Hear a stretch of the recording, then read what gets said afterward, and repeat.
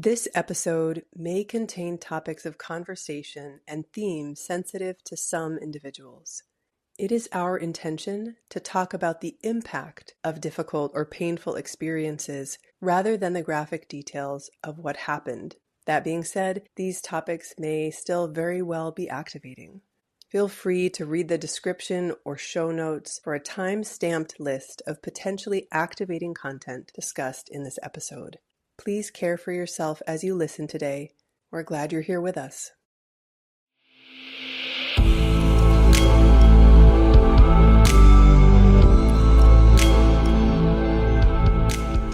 Welcome to On Trauma and Power. I'm your host, Jenn Turner, co-founder of the Center for Trauma and Embodiment. I'm so glad you're here with us. Each episode, I sit down with different experts, educators, authors, survivors, and practitioners, sharing different trauma-informed experiences across various fields.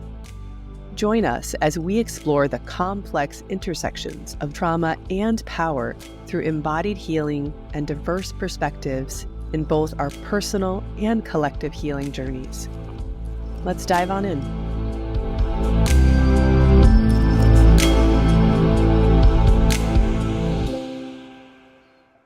Thank you so much for joining me, Peggy. I love our conversations always, and excited to invite in our listeners to join us in that.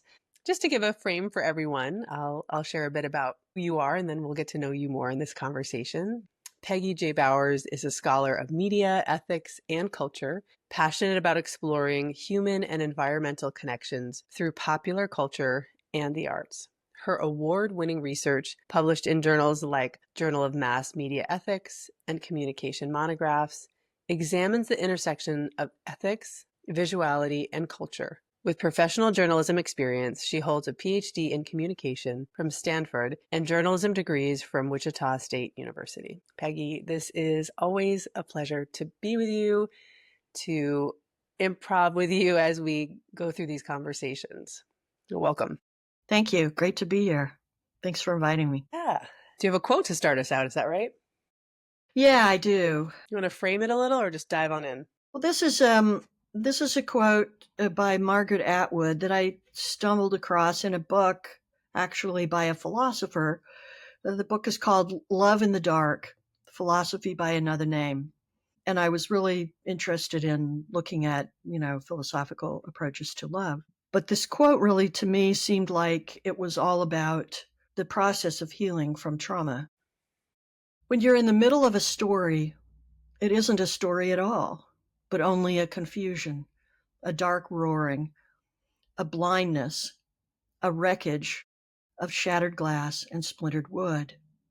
It's only afterwards that it becomes anything like a story at all, when you are telling it to yourself or someone else. That's amazing. Can you, share more about how it speaks to you or interpret that for us? Sure. Well, I mean, it's, I'm very interested and have been for a long time, obviously in narrative and how people form narratives, what they make out of narratives, how they interpret, how language works. And I realized that, when you're in the middle of the realization about the trauma, because it's not always something that just becomes part of you. Sometimes you suppress it, or sometimes you completely forget about it, and it hits you all of a sudden, as it did me. And so you're kind of in the middle and you're like, oh, what happened here? And you start trying to make a narrative to help it make sense, because human beings, I would tell my students, right? Human beings, we say we're Homo sapiens, but we're really Homo narrans. We're the great sense makers. We have to make sense. We have to make sense. So we tell stories. We narrate our experience. We weave in details, and then we make the details have certain kinds of meaning. And so you end up in this place where you have something that you didn't want, right? Nobody wants this. And you try to make sense of it, but you can't. It's just a shambles. It's horrible. You can't even unmake it happen, right? After I knew, I could never unsee it. Yeah. Yep. And, it doesn't mean that I ever see it all the time now, right? But that's a process. So you tell stories, but it's only when you start healing, right? And you have to do significant healing before it really, all of the jumbled up parts become a coherent narrative. And, and you have to tell that story to yourself in order to go on. But you also, I think, have to tell your story to other people. This is a horrifying thing that just came out of my mouth, because once I knew what it was, I really didn't want anyone to ever know. Right? I never wanted to tell my story at all. I just wanted to pretend to other people that it never happened, even if I couldn't to myself. But yet, I think that it's like grief. It is a kind of grief. I mean, it's trauma and grief are swept up together. Yeah. Just like grief, it has to be shared. In that you can't do it alone, or that you can't do it alone. You can't do it alone for sure. But also, I think there's something that's healing about it, right? So I have done a lot of thinking about grief, and grief has to be shared, because you have to have a community affirm your loss. That's why if you look at rituals all over the world, no matter what culture group you're looking at, there are always ways of dealing with grief. Some of them are healthy. Some of them, I think, are not. Like Americans don't know much about grief. I've we really struggle come with to it. that We conclusion. struggle with it. We struggle, but we do have rituals, right? But all the rituals involve other people.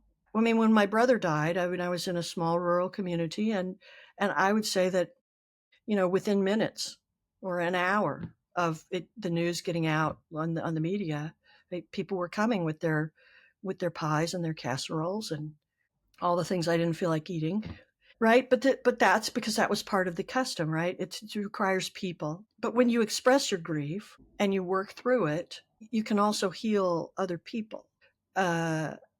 I didn't really want to spring this story, or maybe even tell it at all, but Which you don't have to if you don't. and it's okay. It's appropriate here, and it's not like a big, deep, dark secret either. Because I've told a lot of people, because I'm a big believer in poetry. Mhm. So when I speak about the power of poetry, or when I teach about the power of poetry, which I have, one of the things that I talk about is the fact that I'd never really grieved my brother. He died when I was 10, and I never really grieved him until I was in my first year of doctoral studies. And that was an astonishing fact to me, because the person who told me that, I said, I think you're insane. I cried a river, an ocean, right? His memory is with me every day. The person said, no, you haven't really grieved your brother. And I think the way to start healing is to write a poem. And I said, well, now you've really stepped in it, because I haven't written a poem since I was 8 years old. He said, no, write a poem. I'll give you 2 weeks. Write the poem. So, of course, I procrastinated for 2 weeks. And then I realized that I had an appointment to read a poem that I hadn't written yet. So I sat down, and I just thought logically, I'm going to go back to the very beginning. And so I'm going to go to the day he died, and I'm going to start writing there. And then I just let myself write, and I was amazed by what came off on the page. And the line that really surprised me the most, because I stood at my brother's grave and I couldn't leave, like the Emily Bronte poem about I couldn't go. And I stood at my brother's grave after everybody else had gone. My uncle graciously agreed to stay with me, but I thought, the grave diggers were sitting there with their bulldozer. They were waiting, and I just wouldn't leave. I couldn't leave, because I guess I thought, as long as I'm standing here, they can't bury you, and you're not really gone. Yes, of course. So, yeah, I mean, I'm 10 years old, right? So, anyway, so the line that popped out, how can I let them put you there? Who will love you? Who will love me? Right? So that was shocking. Anyway, so I wrote this poem, and I said, whew, okay, that's over. Guess I'm starting on my healing journey or whatever. And he said, no, You can't really start healing until the community affirms your loss. And I said, well, no. He said, so he said, so I want you to read your poem, in a group. I'm like, how big a group? How big a group? It turns out to be hundreds of people. So I got up and I told my just a brief little story about my brother dying, and then I read the poem. And when I finished, a woman came up to me and she said, "Last year, my son dropped dead on the playground. He was 8 years old, and his name was Tim. My brother's name was Tim." She said, "I never knew how to think about or explain what I was feeling until I heard your poem." And I'm like, whoa, okay. I believe now, right, that this is the process that really works. So after that, even like when I taught, once I was teaching a class, and I don't know, I had about 12 people who were like some of them were incredibly successful major figures in the Bay Area, whatever.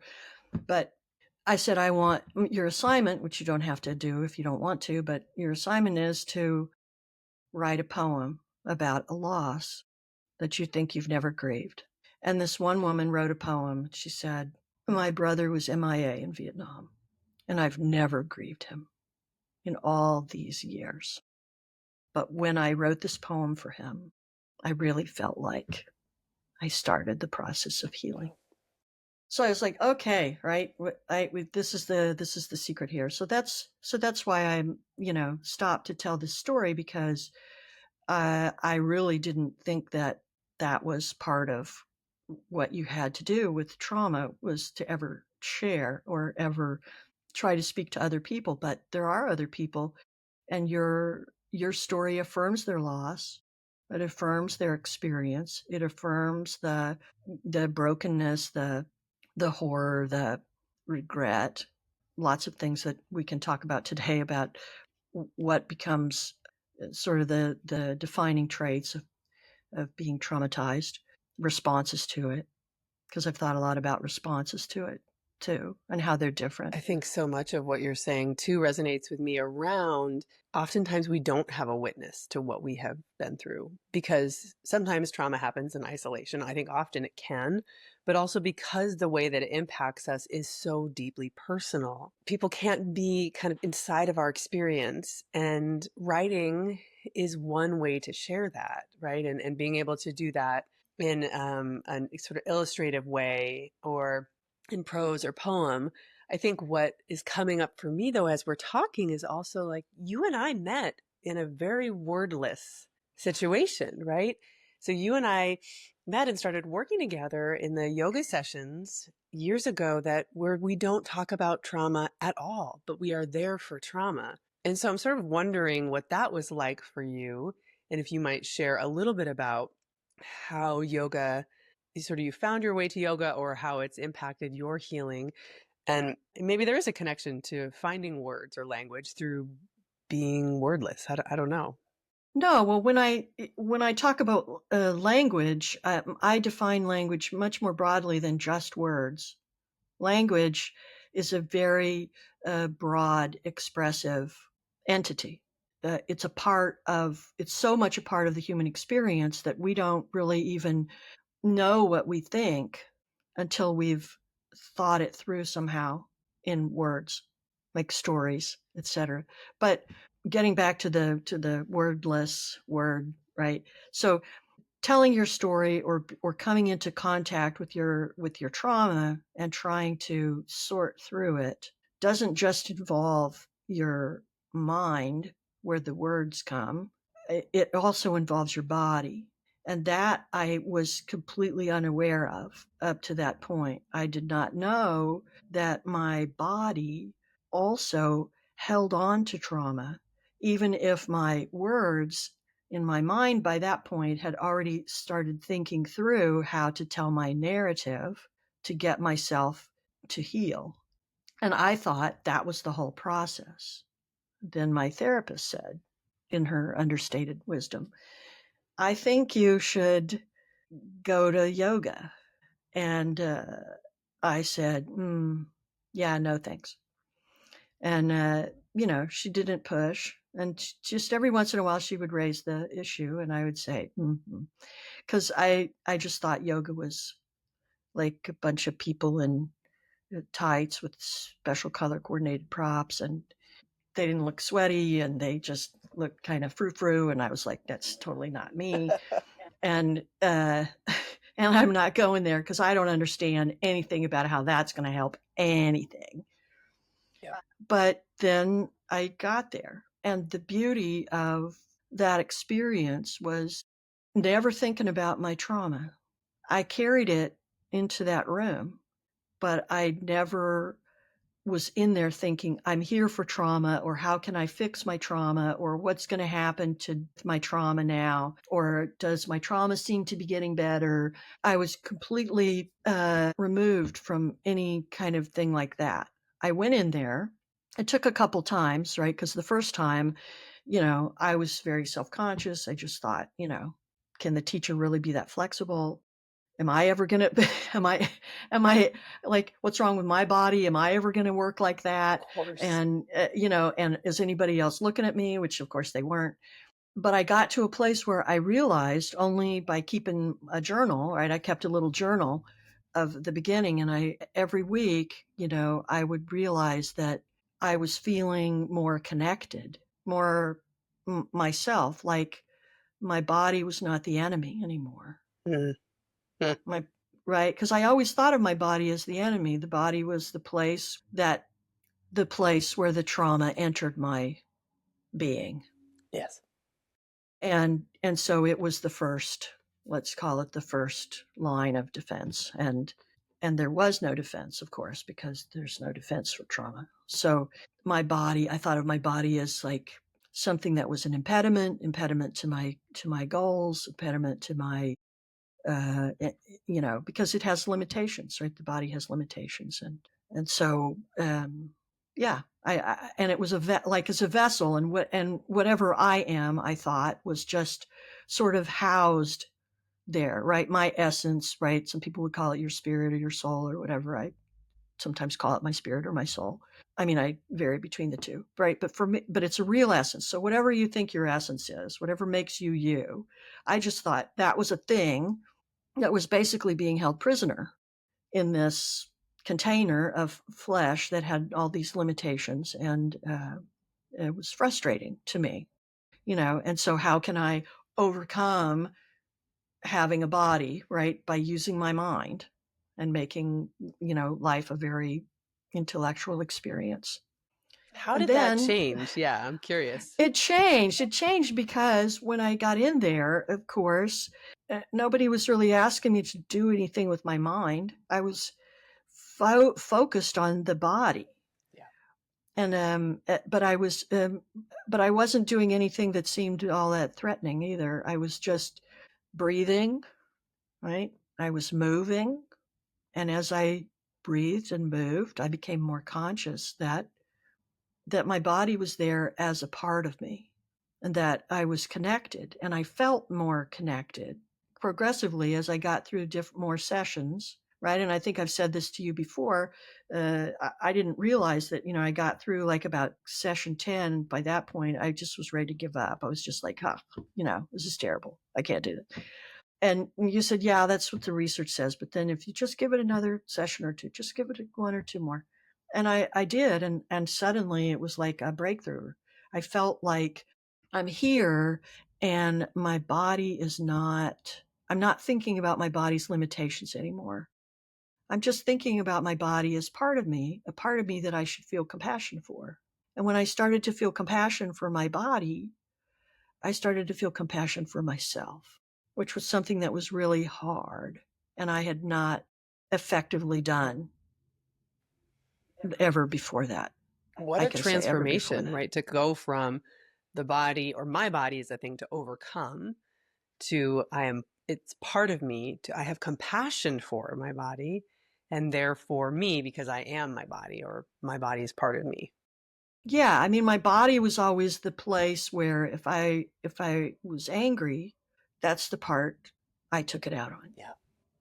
It was there to just basically, for me to be mad at, to punish, right?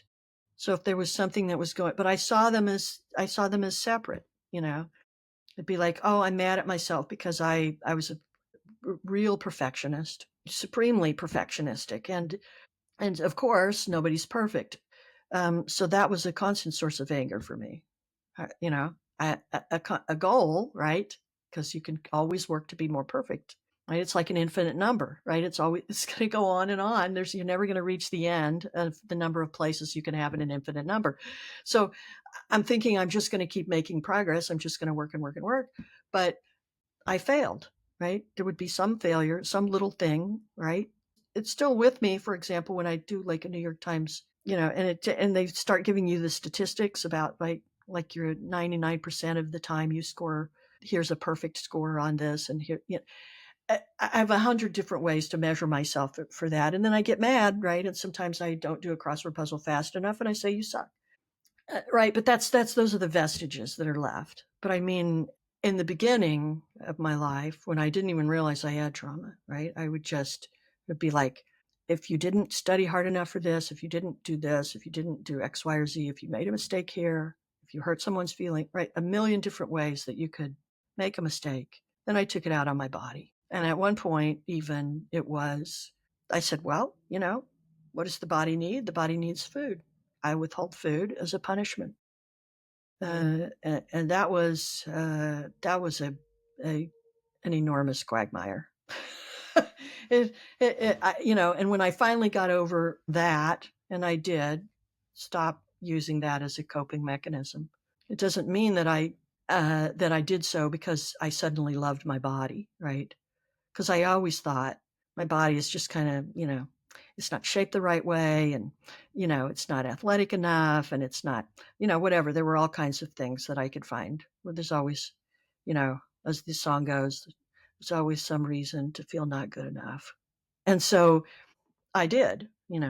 So it was only at that point when I began to realize that my body was a team, and that my body had its own hurts that it was holding on to, and that was actually where my mind sent all of my experiences that I couldn't deal with. I didn't want to deal with them. I didn't want to think about that. I didn't want to think about, I just wanted to hope that I could go on and just leave that behind and pretend it never happened. It wasn't something that occurred to me that I needed to heal. So I would send all of that stuff, all of that energy, all of that into my body, and my body was holding it. And I got so used to my body holding it, I never understood that it was holding it. And suddenly, for example, I learned that I was doing something called armoring. Some people call it armoring, but it was really, I would feel like I was perfectly relaxed, but I wasn't. All of my muscles were constantly, whether I was sleeping or awake or enjoying a movie or reading a book, my body was tight like this. Somebody even pointed out to me once when I was just eating a meal that I was eating a meal with my fists clenched like this. Yep. Yeah. And I didn't even realize that I was doing that. Okay. So I had all of these places where my body was, and I suddenly, through the yoga, for example, I felt my body let go. What was that like? Because one of the things you talk about in other conversations we've had is the experience of what is it like to feel or be vulnerable without feeling threatened. And Yes. to me, the unclenching or the softening of our body is that, like, potentially there could be like a backlash from that, internally. It's like, if this is my homeostasis, and that's how I have this sense of safety, what is it like to unclench? What is it like to soften? Well, I mean, that's broad. There are many different facets to that, because there's the actual acceptance of my body's vulnerability, and feeling like my body can relax and not always feel like, if I relax, then like a truck is going to hit me from behind, and there's no way that I can I lose my guard. So my body was on guard. And when I felt my body not on guard, it was new, but I was conscious of it because my body felt free. It felt free in a way that I can hardly describe. I'm thinking about it even now. I'm still puzzling through what it feels like because there's no perfect description of it. I know I read a novel once, and it was a novel of someone's idea of what it would be like to live in like a perfect world, right, where the air is perfect and the environment is perfect and you're perfectly safe all the time. And they had this sort of open ocean. I love the ocean, so that was really attractive to me. But it was like this, and the water was a perfect temperature, so you could hardly feel it, but it was just supporting your body, and there was no way you could ever drown, and you were just in this ocean that felt so wonderful, and you were free to do whatever motion. And suddenly I felt like, oh, this is really different, because I always thought I was relaxed before. Like when you wake up in the morning after a good night's sleep, I was like, yeah, this is relaxation. But no, it wasn't, because there was a whole nother level where my body just said, all my muscles are not holding on anymore to whatever it was, whatever was going, the trauma, whatever. And I felt my muscles relaxed to such a place that it just felt like a complete exhale of all of my muscles. But then, you know, that because I realized that the body and the mind are connected, then I started to see that this kind of vulnerability was also, I was holding on to things in my inner life. So I thought I was being open and loving with people. I would never let myself get to a point where I felt completely vulnerable. I would never show my vulnerabilities to people, because even by accident, right? They might just plow into you Yes. and hurt you. Right. And so you could never completely be open. You could never completely be honest, right? Because I just thought if people really knew me, then they wouldn't love me, right? If they love me now, right, it's only because they just don't know. And I can't show that part. And again, just like my body, I was holding on to those vulnerabilities so tightly, I didn't even realize that's what I was doing. It becomes a way of survival, though, also, right? When you're bracing for impact or bracing for loss or harm, it becomes a way of being in the world to keep yourself safe. We don't even realize oftentimes we're doing those things that then ultimately end up inflicting harm on ourselves, but really come out of survival and protection, self-protection. Exactly. So, yeah. So, I mean, I had developed so many coping strategies for protecting myself, keeping all every fault that I thought I had, which of course there were a multitude, because your self image takes a huge blow when you're traumatized. The self loathing. You live in a world where fear is in the background. Paralysis, for a lot of people like me, was something that you struggle against. And then you're always excessively vigilant, even when you're not consciously aware of being vigilant. You just have all of these protections in place about how to read other people. I mean, it's a good thing to learn how to read other people, right? Because you need to know what threats are out there. But boy, I'm good at it. And so learning all about, so I had this sort of, again, undercurrent, what like I had in my body, but with my self, my inner self, where I was constantly uh, vigilant, under threat, looking for outs, ways of protection, protecting certain treasures, if you will, like things that I thought were either because they're so bad you can't look at them, or just things that I don't want to have hurt. Like I don't want you to plow over this part of me, because this part of me I think is pretty okay. So I don't want you To have messing around in access to there. it, or yep, yep. Yeah. So right, and so I didn't even realize that people people who tried to get close to me, there was a point at which they could never get past, and that was very frustrating. Perfectly wonderful people, and and it was it was very nice, I thought, and very compassionate, and very, I was always trying to be compassionate, but I had ways of pushing people away from me, and I even stopped realizing that I was doing that, and I can't imagine what that feels like from the other side. Do you feel like as your relationship to your body shifted or developed even, right? Some of that changed for you? That capacity with others, it's like vulnerability with yourself is one piece, but then vulnerability with others. How did that change, or has it changed? Yeah, no, it has changed. I hope. I mean, I think it's a work in progress. I'm not the person to be able to tell, obviously, from what I just told you about people noticing how not vulnerable I could be. But I do feel that I'm making a more conscious effort.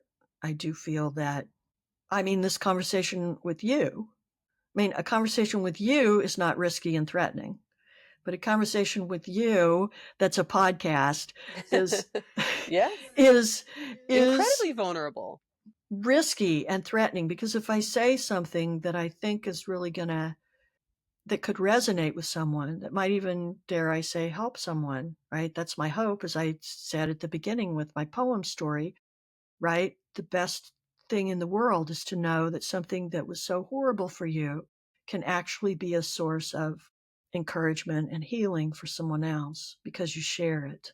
And so trying to make myself more vulnerable and just trying to make myself, be more interactive with people. And I always tried to be a very compassionate person. But now I'm really thinking through the importance and the centrality of compassion and all of the places that can show itself. And I try to be that way every day in the world, especially with people or creatures or anything that I don't know. Right. So I mean, I'm always looking for animals, and I see animals. And if I see an animal who's scared or suffering or just even needs some attention, I stop a lot and pet dogs. And, for example, and sometimes the owners say, yeah, 10 people pass by and my dog wants every one of them to pet him, but nobody will. And so thank you, because my dog really thrives on having attention, but nobody pays attention when we're walking. They need community too, right? They need community. They really need community because they're packs, right? They're pack psychology. So just saying, what is it? What can I do in the world today? And maybe I know it's something I can do, and maybe I just do it by accident. But I have to walk through the world with a kind of gentleness and a kind of openness, with eyes that see, and compassion, even if you just smile at someone, right? Or even if you just say to someone, I don't know, like it's sometimes maybe people don't know how to read me, but like, I don't know, one day I just said something to someone. Like, once in a while, I'll just say to someone in passing who's passing somewhere, and it's obvious I'm not trying to start a conversation. And I'll just say, how dapper you look today, or what a fashionable hat, or whatever. And just something, right? Because people just go through life and they don't notice each other, and in a big city, it's fascinating to watch how people can be around so many other people and have absolutely nothing to do with any of them. Not even a look, not even a gesture, not even an expression of gratitude.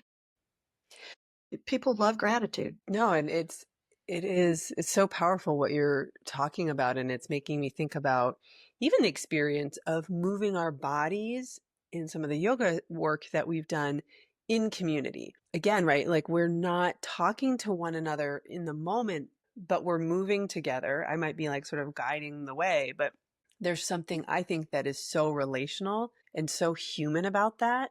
And so much of what you're talking about too, the ways that we have to wall ourselves off from one another.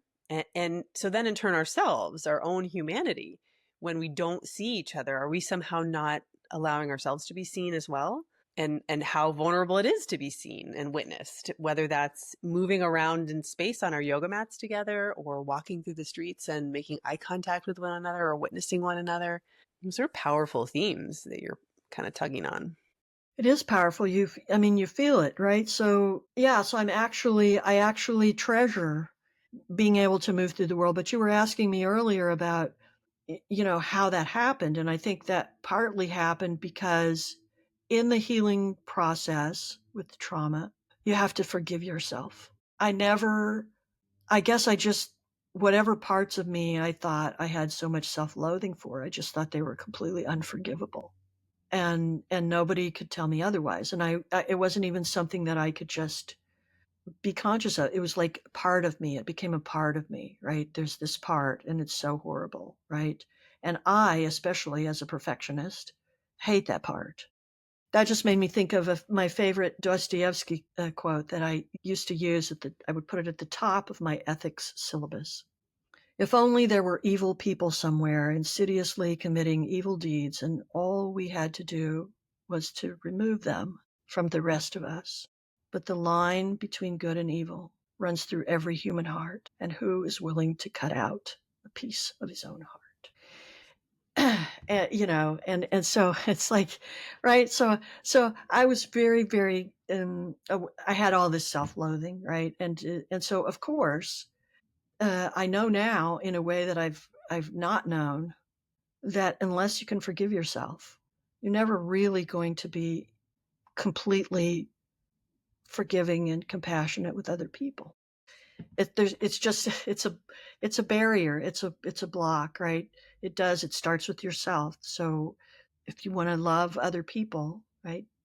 Really, for a long time, if somebody had said, if you want to love other people, you have to love yourself, I would have just thought to myself, some not very generous term for excrement. And I would have thought, oh man, I've never heard anything such treacle. But now, what I understand is that the sources of strength, the sources of power, those are all the things that some part of the world considers weak. That real strength, right? So I think I was showing you earlier about this book that I love, the boy, the mole, the fox, and the horse.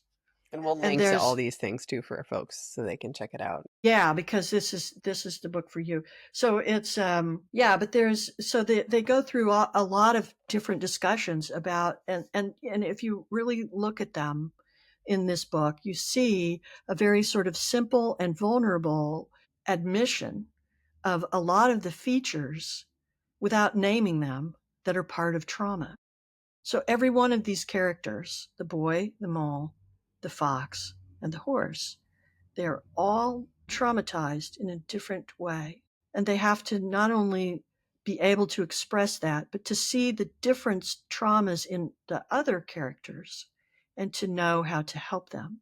And by helping them, they help themselves. And by loving them, they love themselves.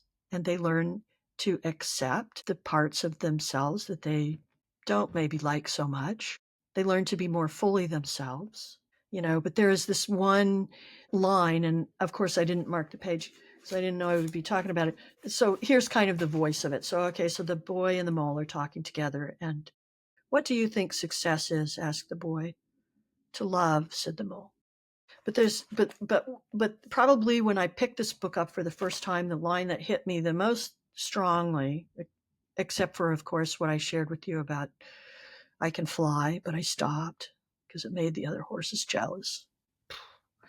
But besides that line, the line that drew me to the trauma part of myself was, what is true strength? I can't quote it exactly. What is true strength? It's being able to ask for help. Mm-hmm. Right? That's the strongest, most courageous thing that you can do, is to ask for help. Because when I first, even before I was in therapy for trauma, I started thinking about how to try to get out of this place where I was where I realized that I wasn't being vulnerable, but I didn't know really what was wrong with me, and I didn't know how to fix it, and I didn't have any help with fixing it. But I was attracted to this song as part of a Broadway musical. It was the Broadway musical called Waitress. And there's this epiphanal moment sort of near the end when Sarah Bareilles has written this beautiful song and called She Used to Be Mine, right? Like, what happened to myself? What happened to this person that I think I used to be in my youth? But there's this little section, right, where she sings, she is hard on herself. She is broken and won't ask for help. She is messy, but she's kind. She's lonely most of the time. She is all of this mixed up and baked in a beautiful pie. She is gone, but she used to be mine. And I thought, well, I mean, I know one time I was riding a train from like Boston to New York, okay, and I just had that on continuous repeat. And not the Acela train either. So, for people on the East Coast who know, that is a long ride. and and I just kept listening to it over and over. And I would be like, yes, that's right. It was like a grieving process, right? It was the beginning was to grieve, was to admit that there was this loss. I realized later, of course, that she's not gone for good. She's always there. She's always been there. She just has so many things cluttering up to protect her, but she's still there, and she can heal, and she can actually heal and be stronger than she was before. Like the Japanese concept of when something is broken and right, and they take the threads of gold and they Make glue it it back stronger. together, Mm-hmm. becomes more beautiful than it was before it was broken, that kind of thing. Or, Leonard Cohen, there's a crack in everything. It's how the light gets in. Once those kind of things began to mean more to me, and I began to understand them more when I looked at being vulnerable with people as not a threat anymore, right? But as a gift, that I could just extra appreciate someone, express my gratitude to a stranger, look at the elderly person in line behind me in a very long line at CVS who had a cart full of things and I had like toothpaste, and say, why don't you go ahead of me? Or to just stop if somebody's struggling on the street and say, do you need help? And most of the time, even if they do need help, they'll say, no, I don't, thanks. But that was me. Because No, to I your don't, point, thanks. it is vulnerable. It is so vulnerable to ask for help and so strong to ask for help. And I think as a provider, it is so important for us to remember that, how big of a leap it is for someone to reach out and say, I need help. I can't do this alone. I don't know what I need. Can you help me figure out what I need? And how tender those moments are when someone is reaching out. And it sounds like you have made it a practice to then also reach out to others to Yes. extend that, whether that's someone that you know or someone that you don't know at all. And it's such a beautiful practice that you're describing, and I think it's a beautiful way to celebrate or to see our humanity together. I mean, I'm not perfect. I don't know if I'm even trying for perfect anymore, but I am trying to be better. I also used to really scoff at the expression, the old adage that was something like, don't let the perfect get in the way of the good, which I thought was utter nonsense. What are you talking about, right? But the perfect is, right? What the good is like what you settle for, right? Perfect, come on. Perfect never gets in the way of anything. That was the way I used to think, I hear you. I because I resonate with just, that. Mm-hmm. right. But it's kind of about letting go, and people think when they let go, they're losing. That was a hard metaphor for me, because I just thought when you let go, you lose. It's why when I was grieving my brother, I couldn't, I just kept grieving because I couldn't let go. I thought if I let go, I really let go, and then I lose him. Yes, yes. But I don't lose him. I don't lose him by not living in that place of grief, right? But I just couldn't let go. Freeing seemed scary. Yes. Freeing is too much possibility, right? Yes. Someone who has to make the perfect decision. And grieve in the But perfect way, even. and grieve in the perfect way, right? And grieving in the perfect way means that you never, ever forget, but I didn't realize that you can remember and not grieve. Mm-hmm. That was those two things could not be separated for me for a long time. So, but this is all by way of saying that putting my mind and my body, I say my mind, but I mean my whole essence, right? Because Yes. my whole essence and my body together as a team, right? And saying neither one of us is perfect, but we're going through this together. We're getting better, and we're not going to do this by ourselves. We're going to try to find other people that we can, share with and be vulnerable. And maybe sometimes, those people bite, and then you have to go, ow, and move back and say, okay, not so good there, but I'm not going to beat myself up for having tried, and then I'm just going to move on. Not everybody wants you to ask them if they need help, but some people do, and then you have those I thou moments, those moments when you're meeting someone else at this level of total vulnerability and encouraging them. And it's, you're not going to have any kind of relationship with them or anything, but in that moment, there's all of that naked honesty that I'm bringing to you who I am, and you're bringing to me who you are. And somehow in this encounter, we're going to help each other.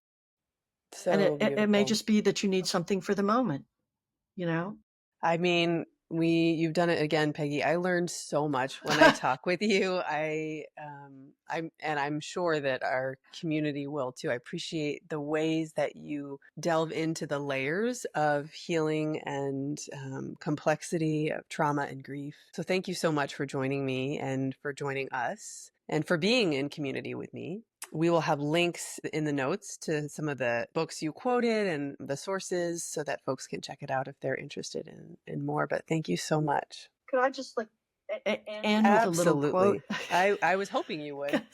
Okay. Well, first of all, I would be remiss if I didn't say, maybe as a little teaser for people who are coming to this and they're like, wow, I'm not in that place. Well, okay, I'm not in a place where I want to be yet either, but the dynamism of it, right? As a little teaser, I'll say one thing, and that is, as I became more connected for my mind and my essence and my body, my sense of play came back, because that part of me that I call little me was safe. Children only play when they're safe. So that sense of safety. But so let me just end with this little, probably the most important metaphor to get me through this whole process, which I'm still on, is the journey for Dante in his Inferno, right? So the famous Inferno. Because in Canto 1, he begins with the thing that just really struck my heart. Midway upon the journey of our life, I found myself within a forest dark, for the straightforward pathway had been lost. And what happens at the end of Canto 1? He meets Virgil, the greatest Roman poet. So don't do this by yourself, because Virgil will change your life. Virgil will change your life. Yeah. Anyway. Thank you, Peggy. Well, thank you. It was a pleasure talking to you as always. Appreciate you so much.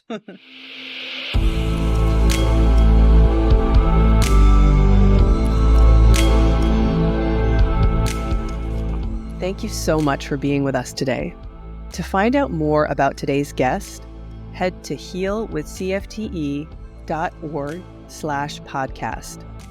Follow us on Instagram @OnTraumaAndPower to stay up to date on future episodes. And be sure to like and subscribe to On Trauma and Power wherever you listen to your podcast. We'll see you next time. Take care.